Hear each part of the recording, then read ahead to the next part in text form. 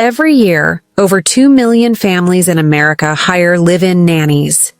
Most of these arrangements end quietly. But what I'm about to tell you didn't end quietly at all.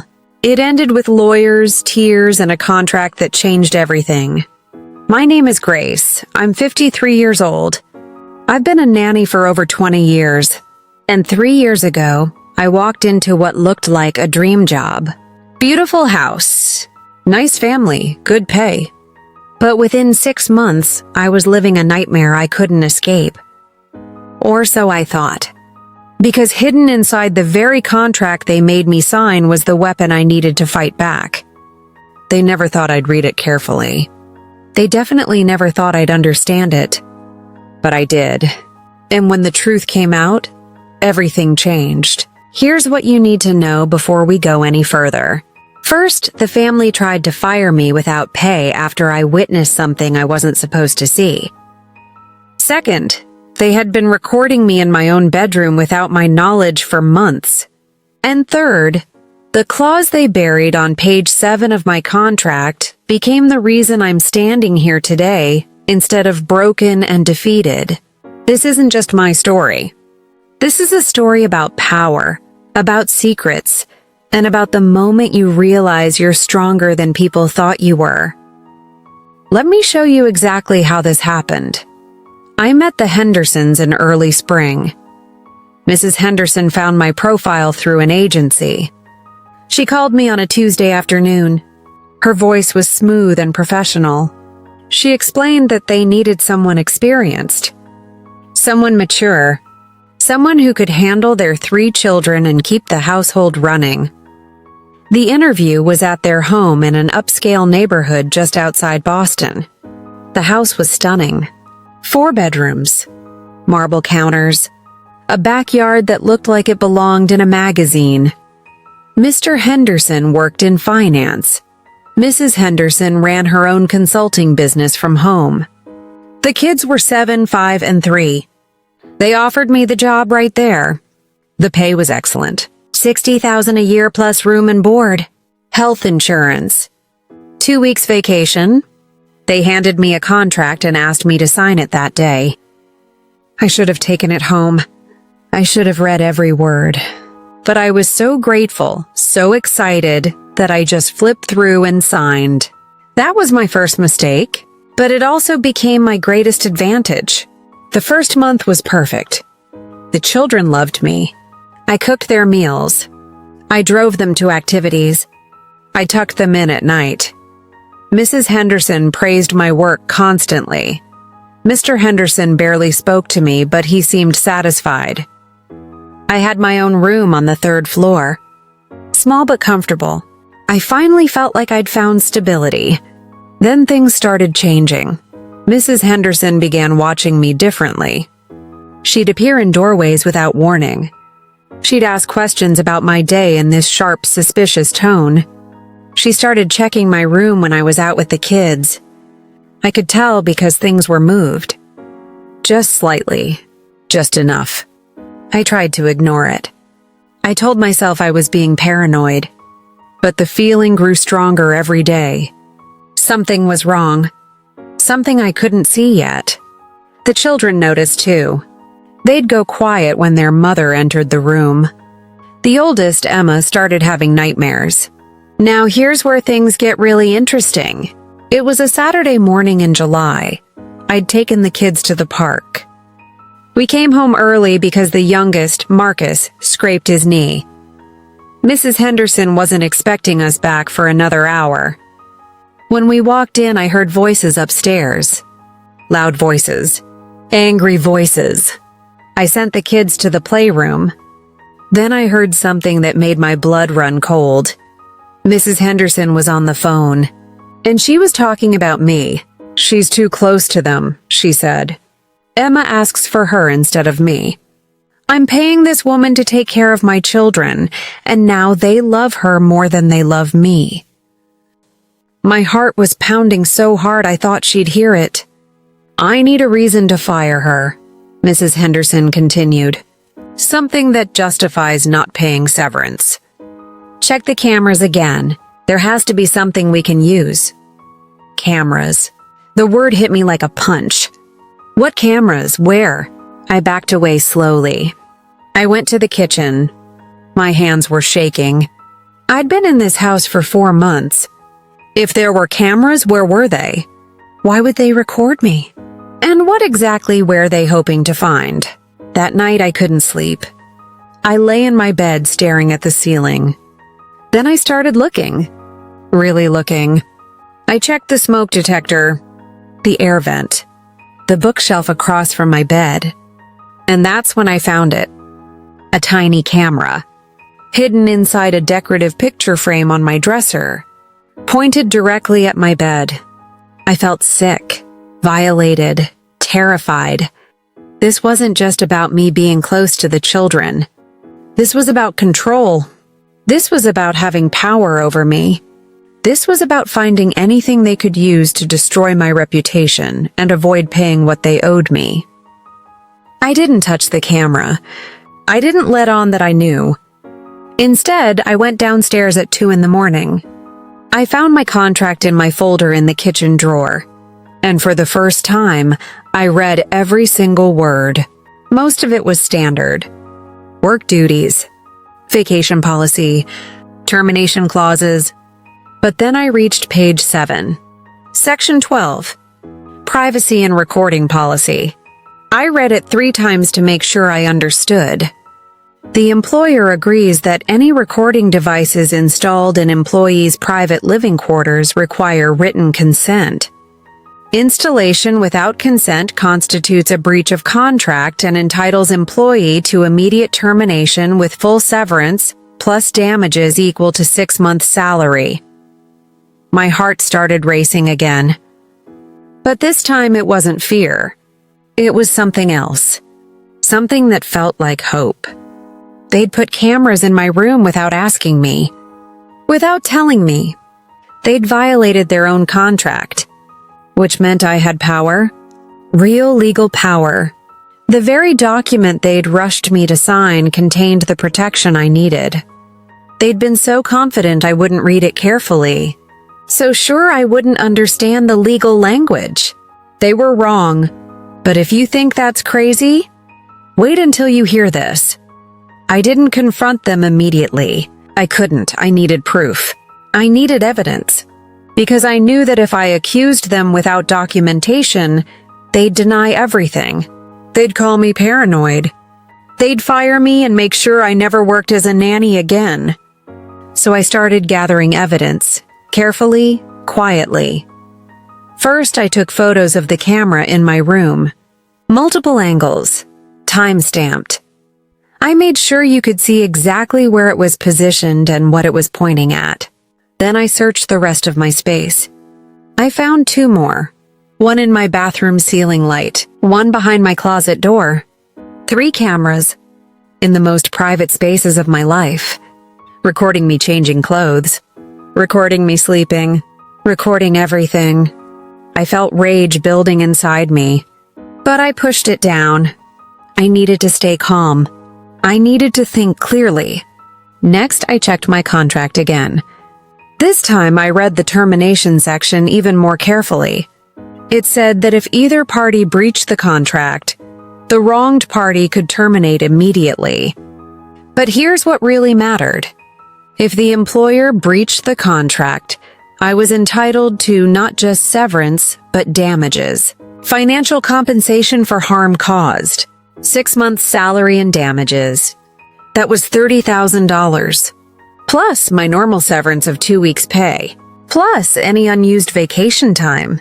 We were talking about over $33,000 total. But I needed more than just the cameras. I needed to prove they'd planned to fire me unfairly.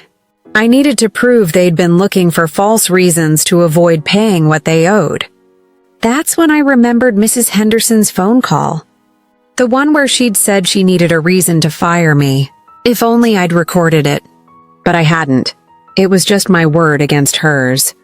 Unless I could make her say it again. I know what you're thinking. How do you get someone to confess to something like that? The answer is simple. You let them think they've already won. I waited until the following Monday. Mr. Henderson was at work. The kids were at camp. Mrs. Henderson was in her office. I knocked on her door. My phone was in my pocket, recording. "Mrs. Henderson," I said. "Can we talk?" She looked up. Her expression was cold. "What is it, Grace?" "I've been feeling like something's wrong," I said. "Like maybe you're not happy with my work. If there's something I can do better, I'd like to know." She leaned back in her chair, and then she smiled. It wasn't a kind smile. It was the smile of someone who thinks they hold all the cards. "Grace, I think we both know this isn't working out," she said. "You've become too attached to the children. It's inappropriate. I think it's best if you find another position." "I understand," I said quietly. "When would you like me to leave?" "End of the week," she said. "And Grace, given the circumstances, we won't be providing severance. You've created an uncomfortable dynamic in this household. That's grounds for termination without compensation." There it was. She'd just admitted she was firing me without cause and refusing to pay severance. All recorded, all time-stamped, all perfectly clear. "What uncomfortable dynamic?" I asked. "Can you give me an example?" She hesitated. For just a moment I saw doubt flash across her face, but her arrogance won out. "You know exactly what I'm talking about," she said. "The children prefer you to me. That's not acceptable. A nanny should know her place." I nodded. "I see. And is this related to the cameras you installed in my bedroom?" The color drained from her face. Complete silence. She stared at me like I'd just spoken in a foreign language. "I don't know what you're talking about," she finally said. "The cameras in my room," I repeated. "The ones in the picture frame, the bathroom light, and behind my closet door. The ones you mentioned on the phone last week when you told someone you were checking footage to find a reason to fire me." Her mouth opened, then closed, then opened again. "You're mistaken." "I'm not," I said. "And according to our contract, Section 12, page 7, those cameras are a breach of agreement. Which means I'm entitled to terminate immediately with full severance plus 6 months damages. This brings us to the most shocking discovery of all." Mrs. Henderson stood up. Her face had gone from pale to red. "You're threatening me?" "I'm informing you of my rights," I said. My voice was steady even though my heart was hammering. "Rights that are clearly stated in the contract you had me sign." "Get out of my house," she said. "I will," I said, "as soon as you provide written acknowledgement of my termination with the compensation owed per our contract. $33,000. I'll wait." She looked like she wanted to scream. Instead, she grabbed her phone. "I'm calling my husband." "You should also call your lawyer," I said. "Because if this isn't resolved today, I'm filing a complaint with the State Labor Board tomorrow morning. Hidden cameras in a live-in employee's bedroom are illegal in Massachusetts. That's not just a contract violation. That's a crime." I wasn't bluffing. I'd spent the entire weekend researching. Massachusetts law is very clear about recording people in private spaces without consent. Bedrooms and bathrooms are specifically protected. The Hendersons hadn't just broken our contract. They'd broken the law. Mrs. Henderson made the call. I could hear Mr. Henderson's voice through the phone, loud, angry, demanding to know what was happening. She explained in sharp, clipped sentences. There was a long pause. Then I heard him say something that made my blood boil. "How did she find the cameras?" Not "why did you put cameras in her room?" Not "that's illegal," just "how did she find them?" Like the problem wasn't what they'd done, it was that they'd been caught. Mrs. Henderson hung up. "My husband is coming home. We'll discuss this when he arrives." "There's nothing to discuss," I said. "The contract is clear. I have evidence of the cameras. I have a recording of you firing me without cause and refusing severance. You can either pay what you owe, or you can deal with lawyers and police. Your choice." She sat back down. For the first time since I'd met her, she looked defeated, small, scared. Mr. Henderson arrived 20 minutes later. He didn't even look at me when he walked in. He went straight to his wife's office and closed the door. I could hear their voices, arguing, blaming each other. At one point, something crashed. Maybe a book. Maybe a lamp. Then the door opened. Mr. Henderson stood there in his expensive suit. His face was hard, emotionless. "You want $33,000? He said. It wasn't a question. "That's what the contract specifies," I said. "And in exchange?" "In exchange, I leave today. I sign a non-disclosure agreement, and we never speak of this again." He studied me for a long moment. I could see him calculating, weighing options, wondering if I'd really go to the police, wondering if I had the courage to follow through. "Fine," he said finally. "I'll have my lawyer draft the paperwork. You'll have a check by Friday." "I'll have a check today," I said. "And I'll have the signed agreement in my hand before I leave this house. Otherwise, I make no promises about what happens next." His jaw clenched, but he nodded. "Wait here." The next 3 hours were the longest of my life. I sat in the kitchen while they made calls, while their lawyer came to the house, while documents were printed and reviewed. The children came home from camp. I gave them hugs. I told them I had to leave for a family emergency. Emma cried. That almost broke me. Finally, at 5:30 in the evening, Mr. Henderson returned to the kitchen. He handed me a packet of papers and a cashier's check for $33,000. "Sign the NDA," he said. "Then get your things and go." I read every word of that NDA. It said I couldn't discuss the Hendersons with anyone, couldn't post about them online, couldn't disparage them in any way. But it didn't say I couldn't tell my own story. It didn't say I couldn't share what I learned about contracts and employee rights. It didn't say I couldn't help other nannies protect themselves. I signed it. Then I went upstairs. I packed my bags, and I walked out of that house with my head high and a check in my pocket. But here's what the Hendersons never understood. That contract, the one they'd written to protect themselves, had actually protected me. The privacy clause they'd included, probably to look legitimate and professional, had given me leverage they never anticipated. They'd been so focused on controlling me that they'd never considered I might use their own rules against them. So what does all this mean for us today? What happened to me isn't rare.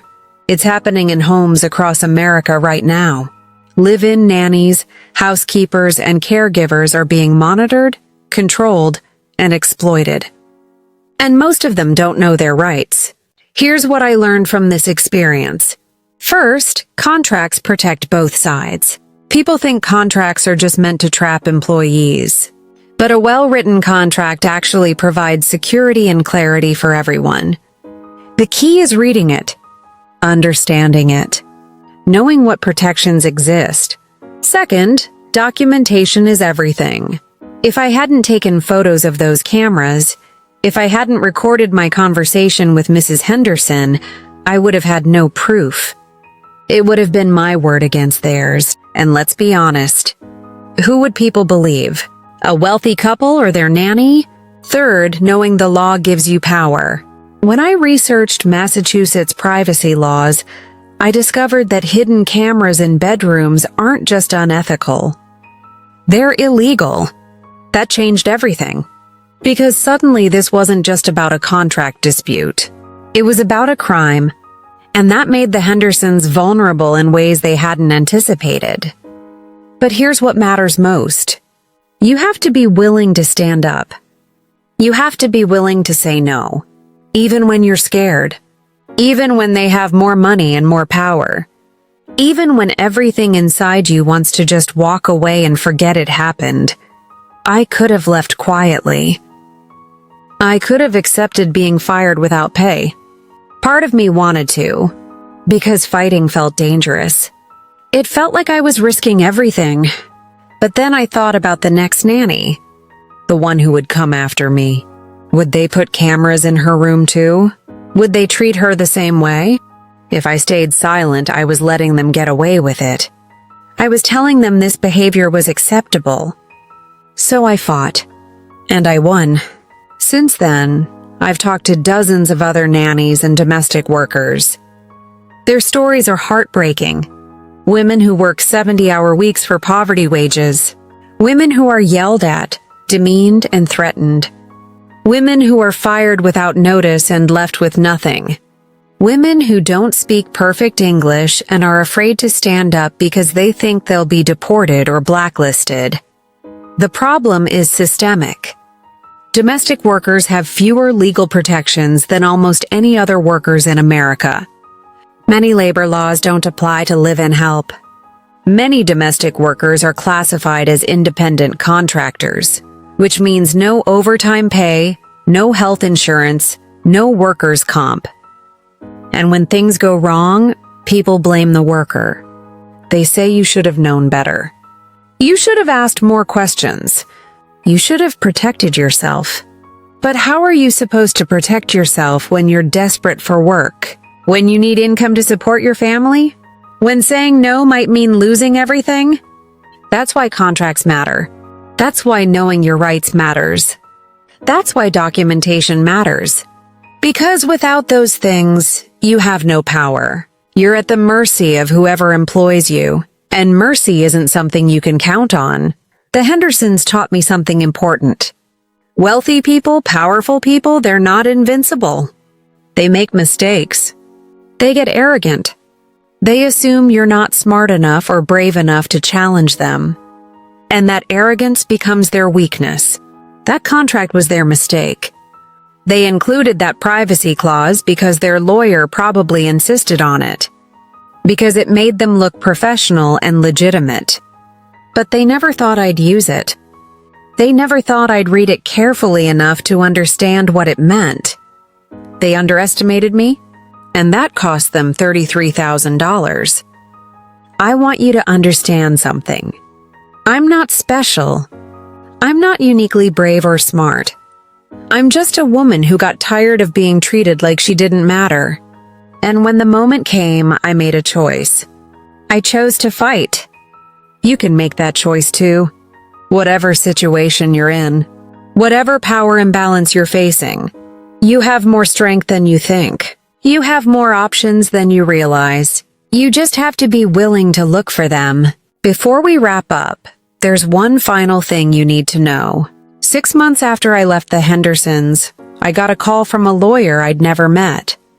She represented another nanny, one who had worked for the Hendersons after me. This nanny had found cameras in her room too. And when she'd confronted them, they'd fired her immediately without pay. But here's the twist. The Hendersons had changed their contract. The new version had no privacy protection clause. They'd learned from their mistake. They'd made sure the next person they hired couldn't use the contract against them the way I had. This new nanny had no legal leverage. Nothing in writing that protected her. She was exactly where I would have been if that clause hadn't existed. Powerless. Violated. Helpless. Except she wasn't helpless. Because she'd heard my story. Another nanny had told her what happened to me, and she knew that even without a contract clause, those cameras were still illegal. So she went to the police. She filed a report. She pressed charges. The lawyer called me because the police wanted my testimony. They wanted to establish a pattern of behavior. They wanted to prove this wasn't a one-time mistake. It was intentional, systematic. A way of controlling and intimidating the women who worked in their home. I testified. I gave them my photos, my recordings, my timeline of events, And then I watched as the Hendersons faced consequences that went far beyond paying me money. Mr. Henderson lost his job. Turns out his finance company had a strict ethics policy. When news of the charges went public, they fired him to protect their reputation. Mrs. Henderson's consulting business collapsed. Her clients didn't want to be associated with someone accused of illegally shriveling employees. The legal case took over a year. Eventually, the Hendersons pleaded guilty to invasion of privacy charges. They paid fines. They were sentenced to probation.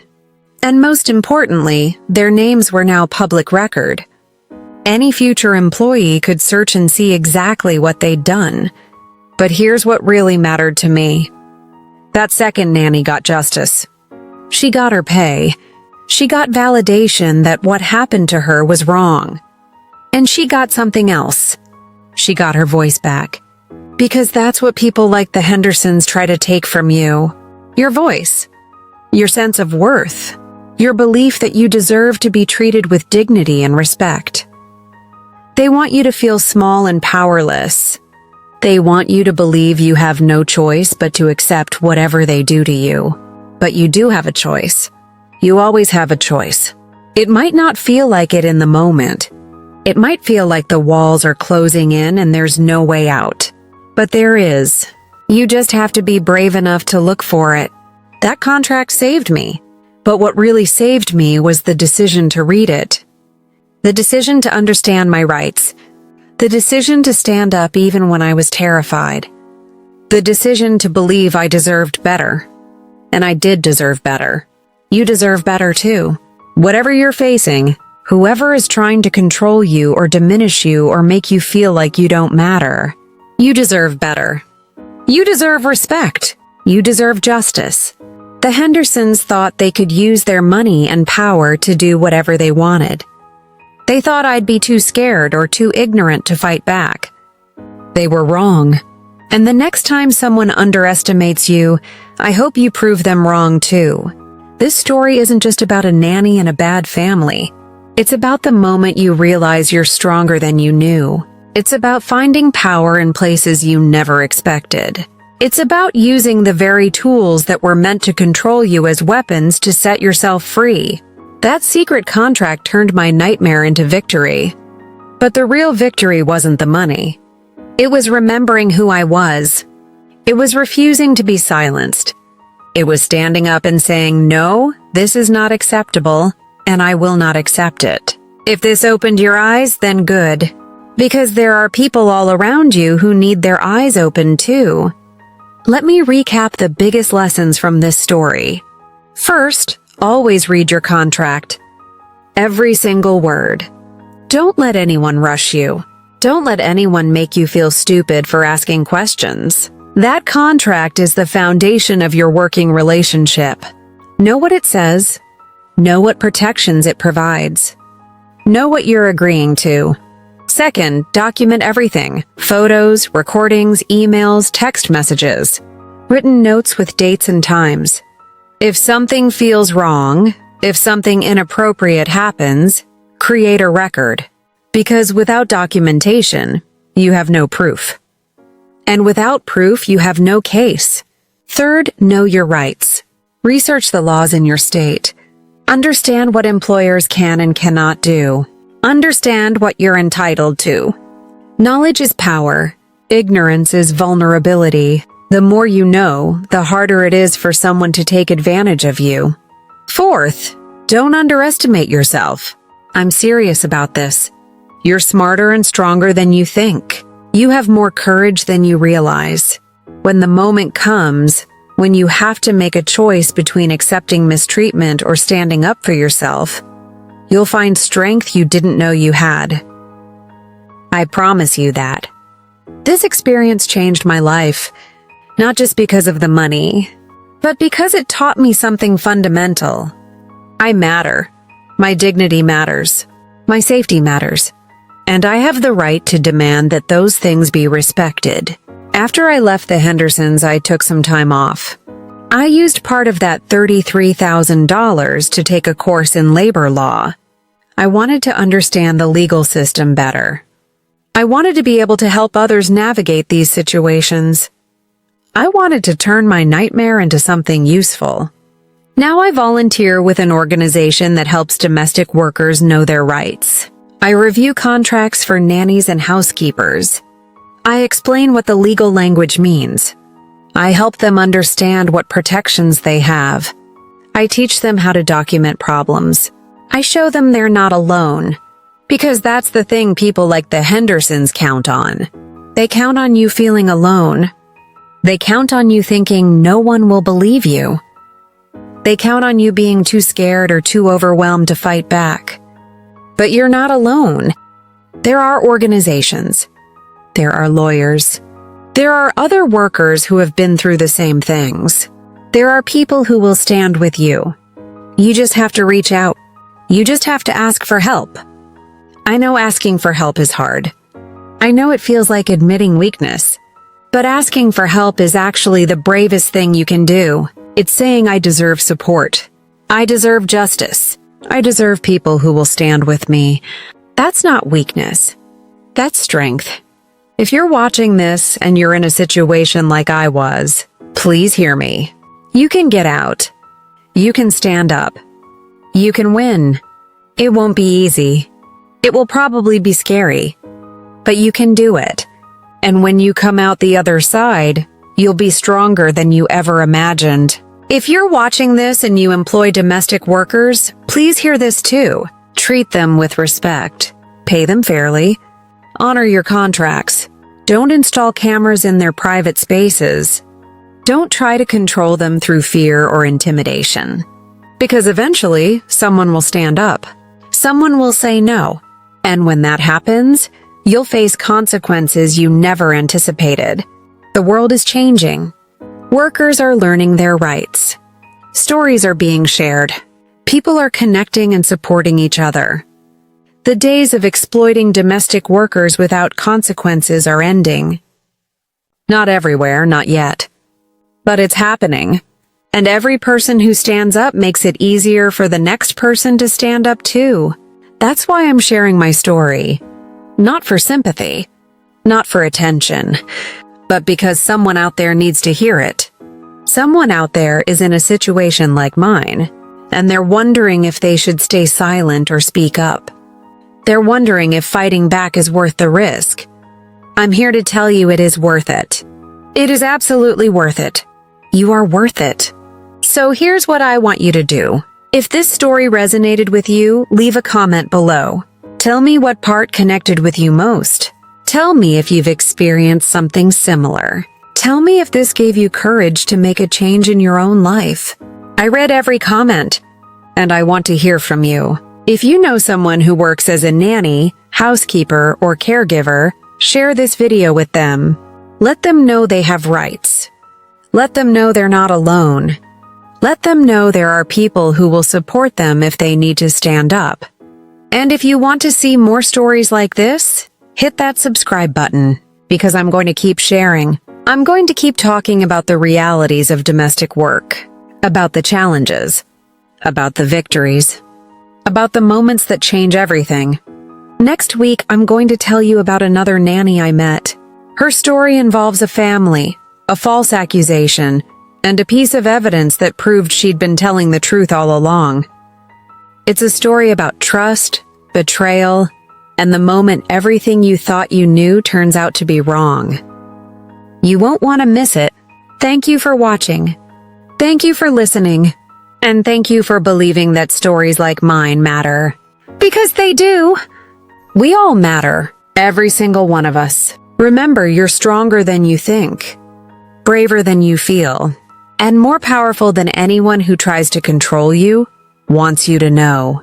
Don't forget that. Don't ever forget that. I'm Grace, and this was my story of how a secret contract turned my nightmare into victory. Until next time, stand strong.